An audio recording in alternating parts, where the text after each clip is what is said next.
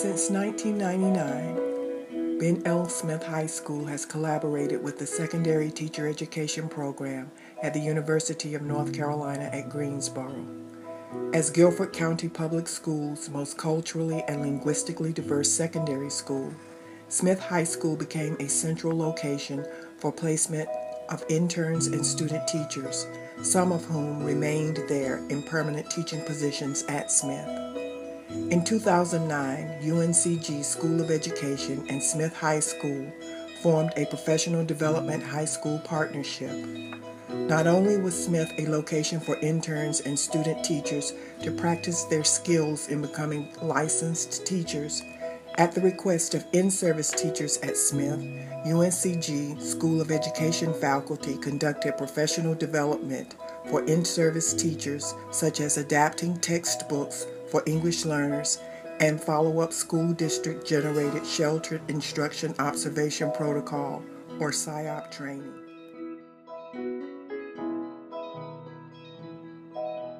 I'm Holt Wilson. I'm an assistant professor of math education at UNC Greensboro, and I support the middle and secondary teacher preparation and master's degree programs. So our teacher education and master's programs focus on research-based knowledge of students' mathematical thinking and student-centered instructional practices that will help teachers support all students in learning more mathematics. Specifically, there's a focus in both the undergraduate and master's courses in looking at instructional tasks, making sure that they are of high cognitive demand and that are aligned with the Common Core and allow students to engage in the standards for mathematical practice. Another focus is looking at classroom discourse practices that teachers can use to promote students or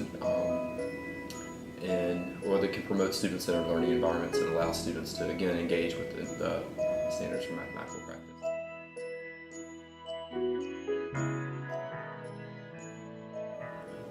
I think historically the emphasis on procedural understandings of mathematics, coupled with the climate of high-stakes testing and accountability models, make it really difficult for teachers to adjust their instructional routines to allow students to participate more actively in their learning. Schools like Smith that deserve really diverse populations are under even more pressure to perform as measured by these tests. And those tests largely focus on getting answers rather than the process of solving a mathematical problem, mathematical reasoning, and communication.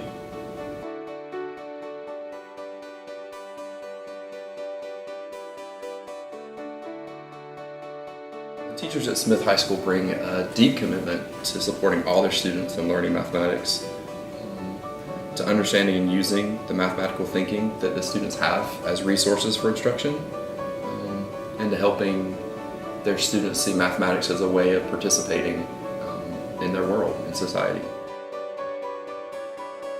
One of the major challenges in working with English learners is the academic support for both their content area development and academic language proficiency growth.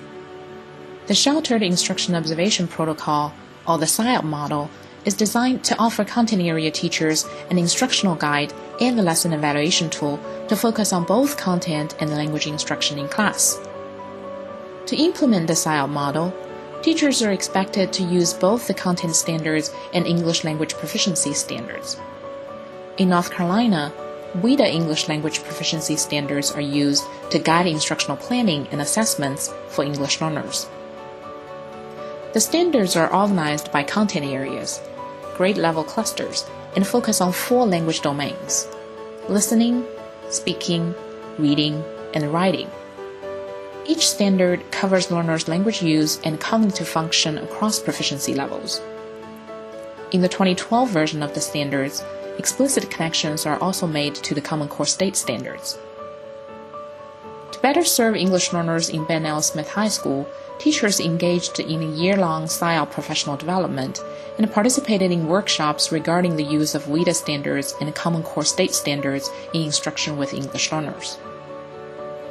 This video provides an overview of the educational context for English learners at Ben L. Smith High School. My name's Michael LeClaire. I'm one of the lead ESL teachers here in Guilford County Schools. I've been working with Smith High School since the fall of 2007. That's when Smith High School decided to put a lead ESL teacher position in the school. And one of the goals of that was to create a better instructional program for its LEP population. So that included looking at developing academic language for those students in their ESL courses, but also working with content teachers to develop a curriculum, a sheltered instruction curriculum that would meet the academic language needs of the ESL students while helping them to achieve and master the content goals of their courses. When I talk about this program specifically at Smith, one of the points that I like to make is that there are a lot of supports, and that's true. There's tutoring that's quite helpful for our students. We also have a newcomers school that I think has made a tremendous difference in helping our recently arrived ESL students acclimate to U.S. schools and the culture of U.S. schools, as well as putting in the foundational concepts that they need to be successful at high school. That's been a great support. Here at Smith High School, we do have the lead ESL position, which is a great resource in terms of coordinating between different departments and different stakeholders. My name is Ann Arnold. I am the lead ESL teacher at Ben L. Smith High School. This is my 16th year with Guilford County Schools, and I have taught middle school language arts, high school English, high school ESL, elementary school ESL. It's important that we're able to put the right students with the right teachers, that there's a lot of consideration that goes into how students get scheduled. I know that the lead teachers here at Smith High School in the spring, they start looking at the data on the rising 9th graders, for example, and they know the student's language level. They know how that student is developing in terms of literacy based on the Ames Web data that we have on those students, or the EVOS growth data that we have on those students. So they're able to make informed decisions about what type of class is best going to serve that student's needs, and what type of ESL support that student will need. And that involves working closely with administrators, working closely with the counseling department, so that we're able to build those classes and those sections for those students. One of the challenges I think our students face is academic language. And when we speak about academic language, we think about those terms that many students have been learning since they were in the first grade, and they've been built upon through schools in the United States since kindergarten in the first grade, and oftentimes they're reinforced at home. But when we have students that are refugees and have come from different countries, they don't have that same academic language background, and it hasn't been built upon for the last 8-10 years. So they come at a deficit. And when they get into a class, oftentimes they're expected to know these terms and know not only know what the words mean, but how to apply the vocabulary within a content. And they don't have that knowledge. So especially when I was working in sheltered English, one of the biggest problems that I had was having to build up that vocabulary, and I think that's the same across the board in math and science. That vocabulary needs to be built up, and it takes a lot of time, and our students don't have a lot of time. One of the things that an ESL student brings to a school is a respect for education, and it's a strong respect for education and a respect for teachers that teachers often fight over. Teachers want to have the ESL kids in their classroom because of that strong respect for school and for educators that the students display. And it's very empowering as a teacher to have a student who treats you with the respect that a lot of times ESL students treat teachers with. As the lead teacher here can tell you, or the parent liaisons could tell you, there are many parent visits every day made by the parents of ESL students. And I think that is a great asset, because parents are coming into the building and showing their children that they value what goes on here, that they care about what they do here, and that the school cares about them, that there's a connection between their parents and the people who are teaching them. I think that helps students understand that they have a place here. We do a lot to bring parents in and to make the parents or help the parents to feel empowered in the school. And I think that's one thing that Smith really has an advantage of, because we do have the community liaisons here, both Vietnamese and Spanish.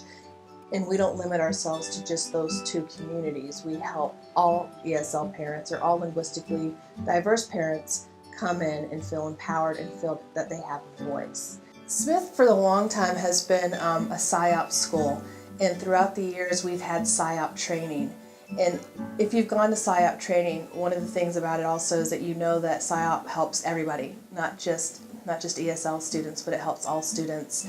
And this year they had PSYOP training in two formats. They had it for new teachers that have not experienced PSYOP before, and then they had it as a refresher for teachers that had PSYOP before and wanted to continue in their classes. Our LEP composite here at Smith ranks with some of the best high schools in the state, and often by 20 percentage points. I find Smith to be a very supportive school for students. They really want to work to make students to be successful and to go the extra mile. And so I think we have been able to, as a group, push these kids further than maybe at another school where they might have not had that community outreach, and they foreseeably could have gotten lost in the shuffle.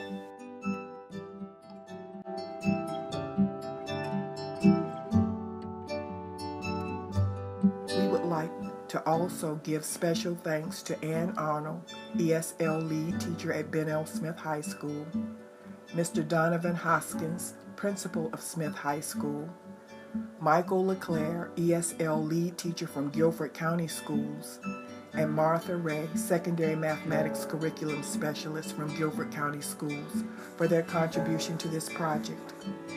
This video was made possible with the support from the NC Ready for Success mini grant.